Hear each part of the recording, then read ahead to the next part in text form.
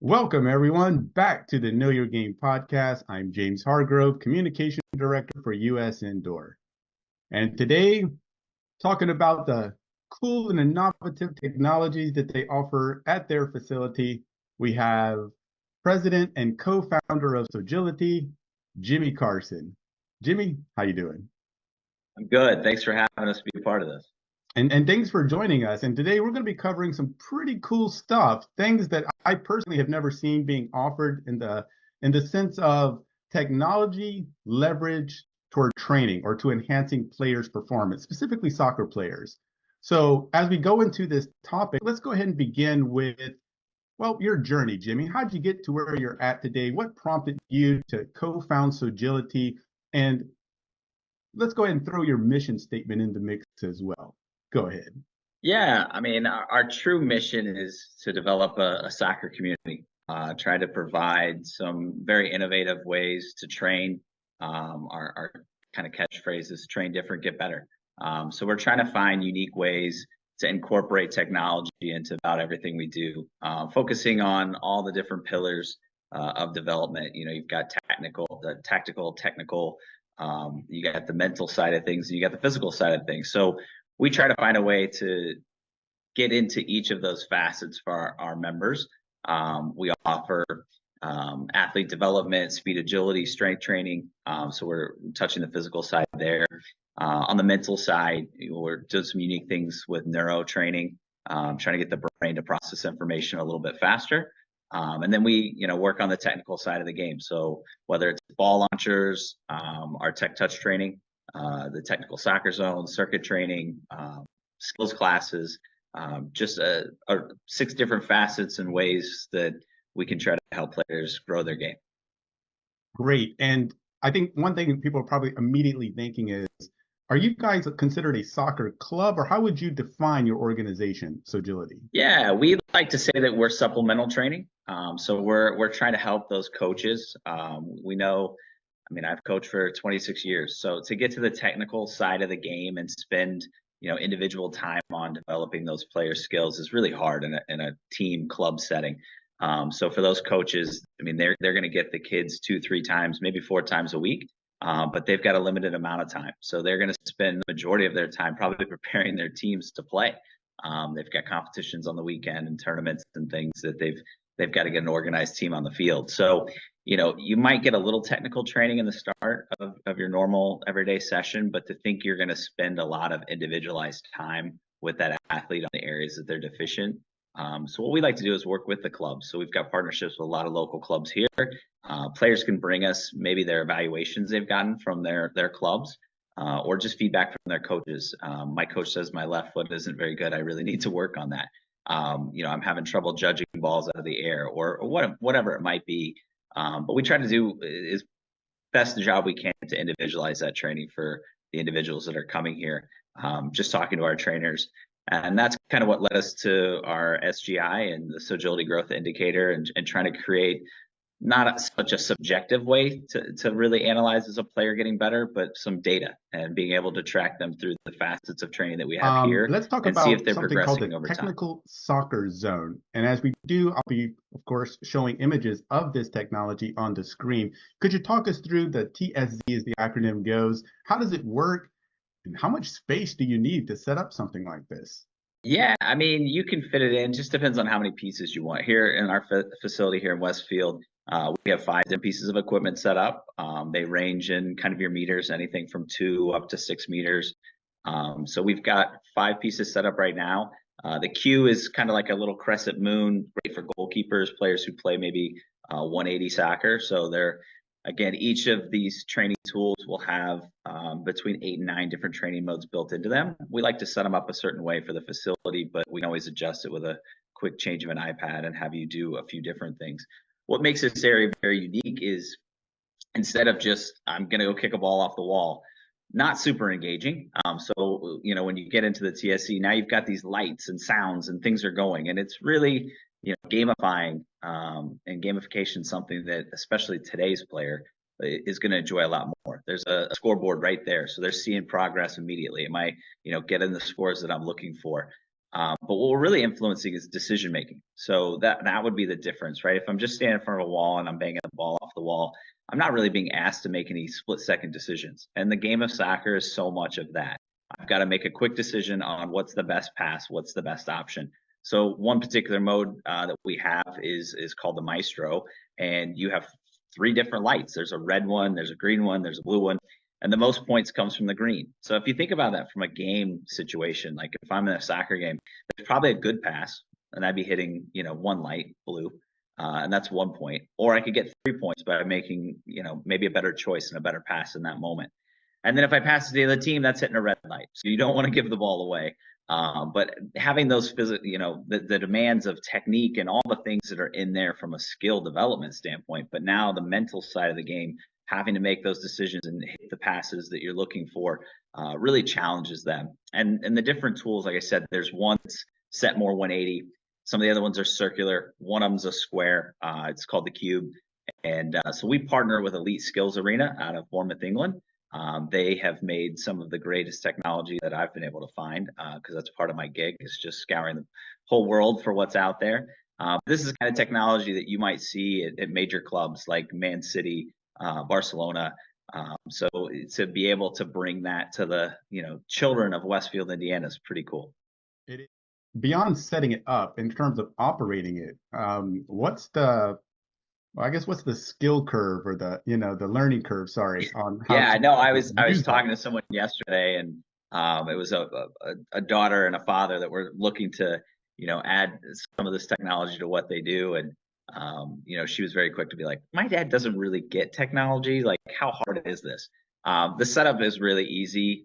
We keep it in a defined space, but you could break it down and move it. We have mobile units and things where we do move it around.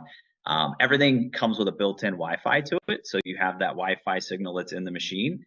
You can take out your smartphone or a tablet and connect directly to the piece of equipment, and then you go online, and right there pops up kind of the way that you want to set it up. So you want to change a training mode, tap the button. You want the lights to be a little brighter, the sound to be a little lower, whatever you want. You can control everything right there at your fingertips. So it's pretty easy.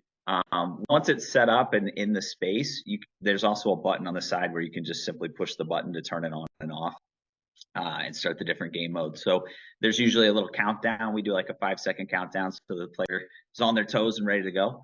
But yeah, I mean, the actual side of integrating in with it, no major issues there. It's pretty easy to operate. I mean, I have as young as 2 and 3-year-olds that train here in the facility, and they can kind of figure that out. But that was a good laugh, because the young lady I was speaking to yesterday was like, well, my dad's level of technology might not be quite the level of a 2 or 3-year-old even. And Yeah, regarding the I different think it's pretty technology you easy to guys use. offer, the tech touch, obviously that requires a certain amount of space as well. Could you describe that to everyone? Again, we'll be putting images as you do. Yeah. So we'll use about a 25 by 35 foot studio space, as we refer to it. And that'll give you plenty of room. We'll add in probably 2 to 4 small goals, some cones. Really the curriculum that we use, we're focusing on a lot of skills on half turns and why we're taking the ball with a certain touch, a certain direction. So the training side of it, we really talk more about those things. Easiest way of explaining the tech touch world is that we have robots that shoot soccer balls at you. And if I tell a kid that, they're pretty in on wanting to train on this equipment.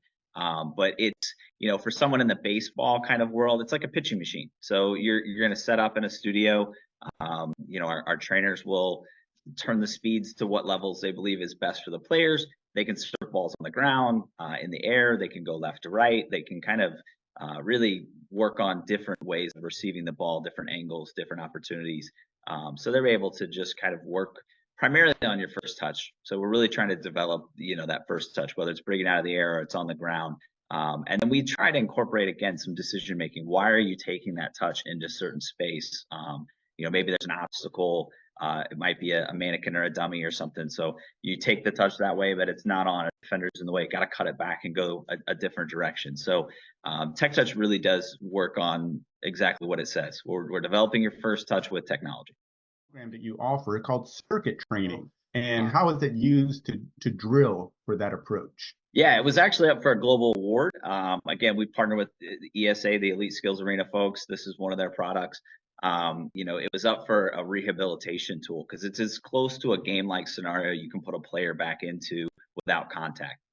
So there are master rebounders and panels that you're going to dribble and play the ball off of. There's also gates that are set up that you're going to dribble through. So there's like a laser beam that sees the body move through there. And then there's a pass through area as well. So where you're just going to slip the ball through, kind of like you're passing it to another teammate. Maybe you're bridging a player. But we set it up.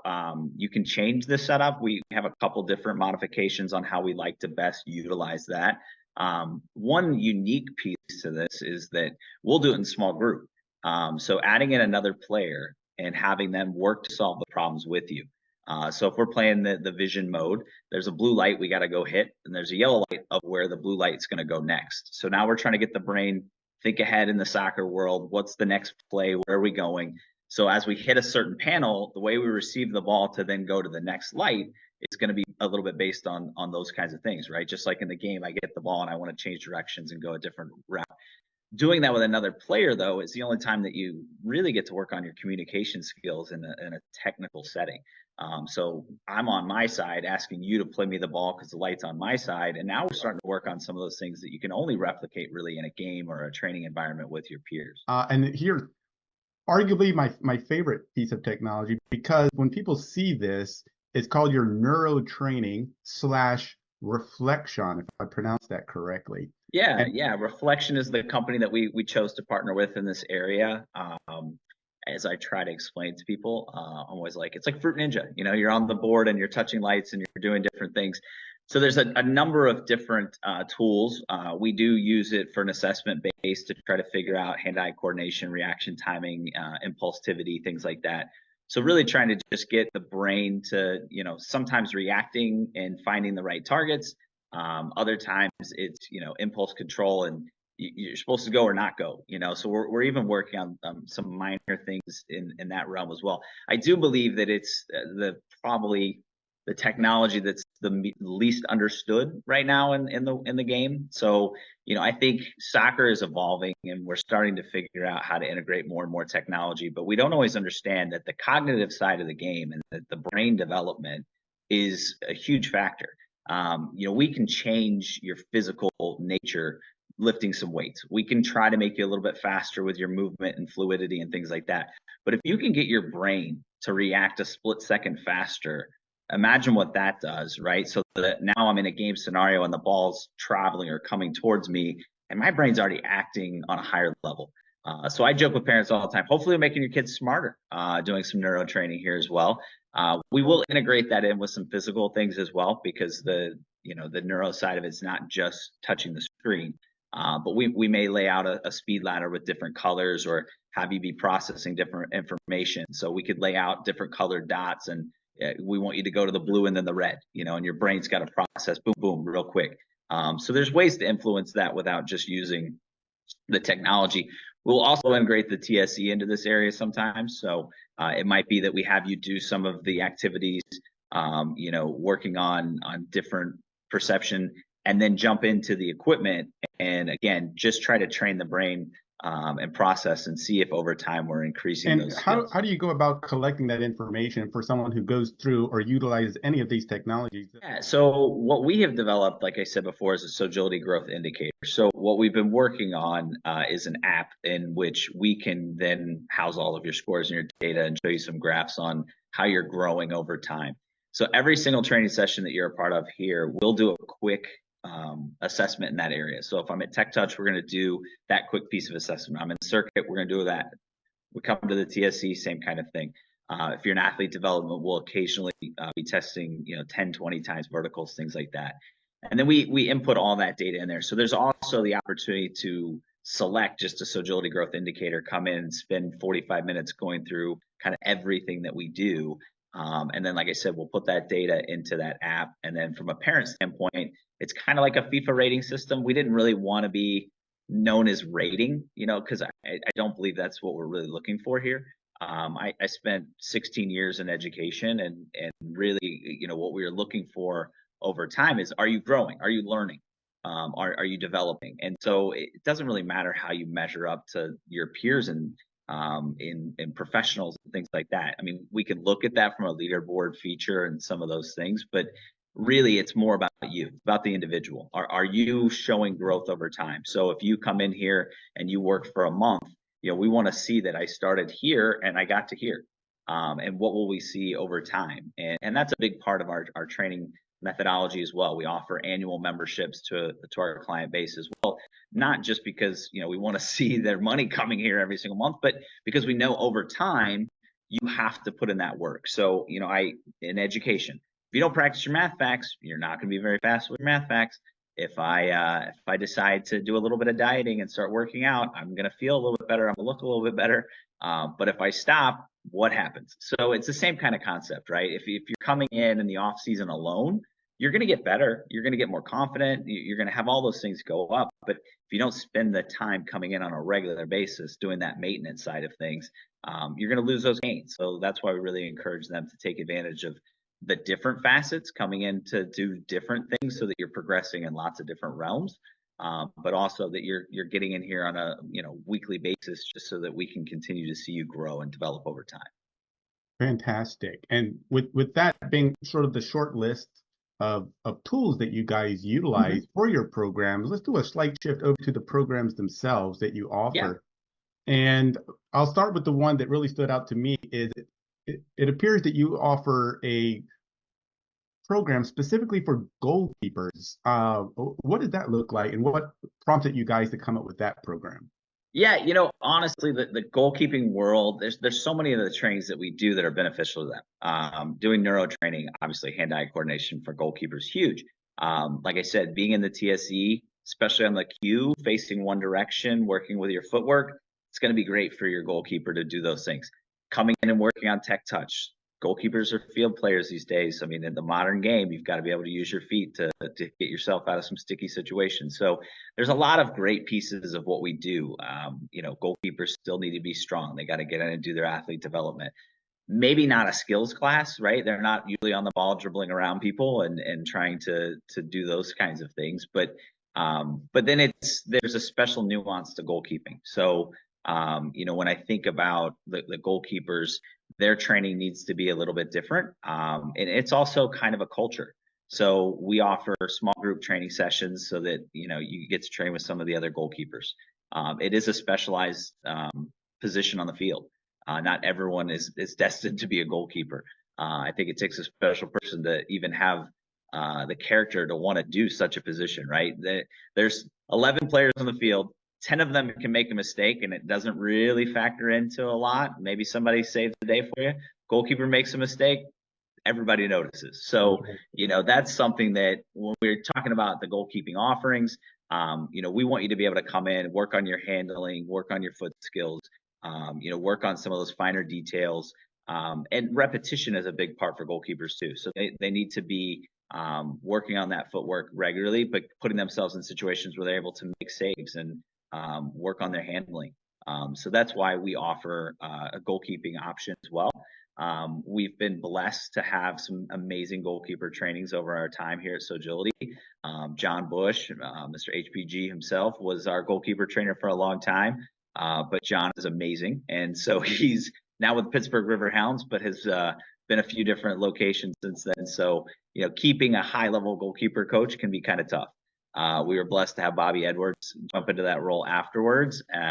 And what I quickly learned is, relying on one person, because Bobby's now with FC Cincinnati, it's tough. So what we've actually done is we found 4 or 5 different goalkeeper coaches from different clubs in the area, semi-professional teams, even a couple college kids, just because, they're around, they've experienced the game. They're hungry to give back to the kids. So being able to have some different voices, I think that's important too. So here at Sogility, we might have 12, 15 different trainers that you could choose and pick and be lucky enough to work with. And you might learn something different from each one of those. So to be able to have goalkeeper coaches that, they may have a day of the week that's just in their schedule to come and help run sessions. But you might get something different from each of those sessions. I also noticed that you guys offer something called Sogility on the go. Sure. What exactly is that? Yeah, so we created a mobile unit. So the Sogility on the Go mobile unit. Think about, your birthday party type game truck experience where, I know a lot of parents don't want their kids just sitting around playing on video games, but you can call us up and we can bring Sogility to your house, set up a couple pieces of equipment, and the kids can play on it there in the yard. Or we do a lot of activations as well. We've gone all the way to San Francisco, partner with a company, C11 Marketing. Our direct partners with was Sevilla. La Liga was in the States this summer, putting on some games. And so we were able to connect with their club, and we branded some equipment for them, brought it out to the games, and set it up in kind of their fun zone area. We do that at all Indy 11 home games here locally as well. So we're a big part of their family fun zone for the kids before the games, and get to challenge them and get to see some different things. We've partnered again with clubs to come to their tournaments and events. So Agility on the Go is really just the ability for us to kind of be everywhere. We currently partner with the ECNL on the boys and the girls side as well. So we've been at all their national events. We'll be out in Arizona here again soon. So just getting a chance to be out in the soccer community, share more about Sogility, share more about the equipment, and again, just have some fun. There's a huge part of this that is supposed to just be fun. It's a game. It for me, it's life, and it's everything I do, and I'm super passionate about it. But at the end of the day, if this isn't going to be fun, we're not going to get a lot of kids wanting to participate. So we want to make sure that it's engaging, they have a good time. There's definitely going to be growth. You're going to see skills. I mean, you go from getting maybe 10, 15 touches in a practice, maybe in a week you'll get 100 to 200, and I can get you 300 to 530 minutes. So when you're getting that many touches on the ball, you're going to be getting better. You can't help it. And so what we really pride ourselves on is that we're helping people grow confidence. So it could be confidence of their ability because they're using this equipment and they're doing the trainings. It could just be that they physically feel stronger and that they feel more comfortable in their own skin with their mechanics and their movement. But really, the confidence piece is the biggest part. When I see kids with smiling faces and they're excited and they're happy and they're having a good time, I know we're making a big difference. But so agility can fit really anywhere you want it to. So if you think about it realistically, you probably need about 4,000 square feet to get a lot of the technology and pieces. Just depends on how much you want to put in there. But that's something that certainly we've talked to others about. Can we join them in their indoor facilities, and can we be a part of what they're doing, and providing more training opportunities for those players in their communities? Right. And correct me if I'm wrong, you guys operate under a franchise model. Is that correct? That's correct. We like I said, we started off with the Sogility in Westfield, Indiana, and we were just kind of doing our thing and enjoying the opportunity to train kids, and people kept reaching out. What is this? Is it a franchise? How do we get it? I get that question a lot. Did you start this? Or did you find it somewhere? And it's like, no, this is something that we built. So we just spent the last 9 months working very difficult, in some of those less fun ways, working with a lot of attorneys on what exactly a franchise model for Sogility will look like. And we're excited that we just here a couple weeks ago launched that. So we've been sharing with a lot of people, if they're interested in adding a Sogility to their community or their facilities, that we'd love to be a part of that. Absolutely. And as we're doing this, and as everyone can see on the screen, in addition to the imagery, please follow the links that you're now seeing appear on the screen on who to reach out to and who to contact to explore these franchising options at your indoor sports facility. And I think it's also worth mentioning some of the outreach you guys have been doing, globally speaking. And again, by visiting your website, I saw you've done a lot of meaningful work in Liberia, of all places. What got you guys interested in doing work out there, and what kind of outreach was it? Yeah, we do a lot in our local communities. We will donate lots to the PTOs and to the club fundraisers, and there's usually a Sogility basket, that you can get a summer camp or something, some swag. So we try to just support local soccer as much as we can, because that's what we're about, developing those relationships. I have a good friend, Desi. I saw some great things he was doing online with his work in Liberia, and really they're building kind of a Christian youth group there where they can have schools for kids, opportunities to play, and all these things. And as I was watching this amazing work he was doing, it just, kind of sat with me like, here are these kids that have nothing. They don't, a lot of times they don't have shoes, they don't have the shin guards, they don't have socks, they don't have the balls, they don't have a lot of the equipment. Recently they were building kind of a new field for them to play on, and it was just an even patch of dirt. Just, to that extent that is very valuable to them, just to have a flat, surface with, no rocks and sticks and things in the way. So when I saw a lot of local organizations and clubs had donated some uniforms and different things like that, immediately we thought, you know what, we do a partnership with Equip Studio. They provide some awesome Sogility uniforms, and I said, Desi, can I donate? I want these kids to have a uniform that's all theirs, not a hand-me-down, not something from someone else. So can we make that possible? So we recently donated uniforms to two kids, a white and a black one. And so those kids are going to get, an opportunity to wear a brand new uniform, which I think is pretty awesome. And then additionally, we'll put out a box here at the facility every once in a while and take some gently used cleats and shin guards and balls, water bottles, anything. If Lost and Found fills up and we don't find anyone who wants to give it a good home, we usually go ahead and contact that organization and just try to get them whatever resources we can to provide them an opportunity.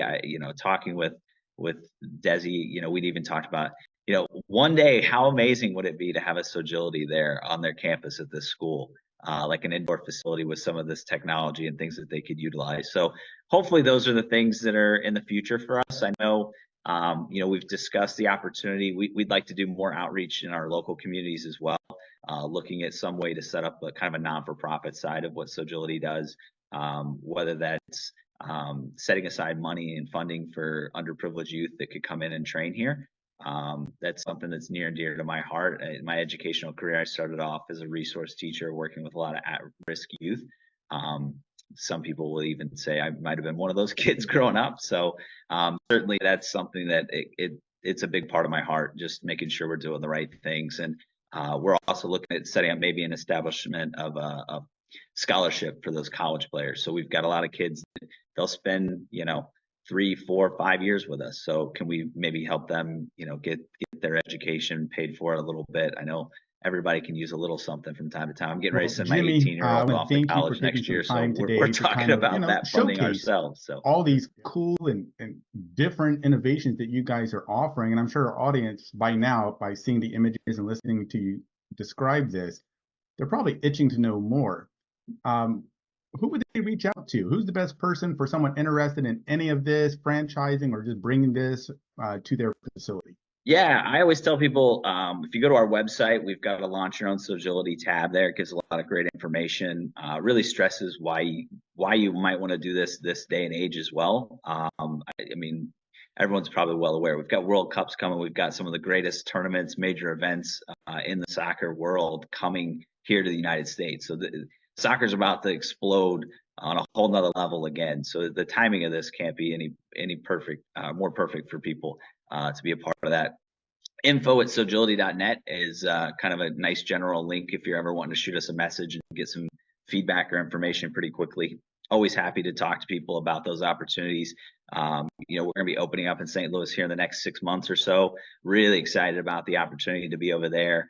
I mean, soccer in St. Louis is very popular, well known, and we're excited to be able to give a whole nother group of kids an opportunity to keep training and getting better.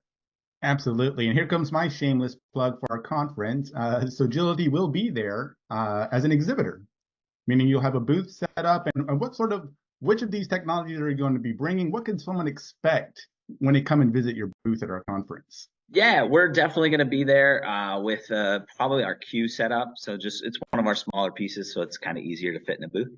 But you can try it out firsthand and see some of the technology that we're doing. We'll definitely have some videos set up as well that'll give a little bit more of a showcase of what we do.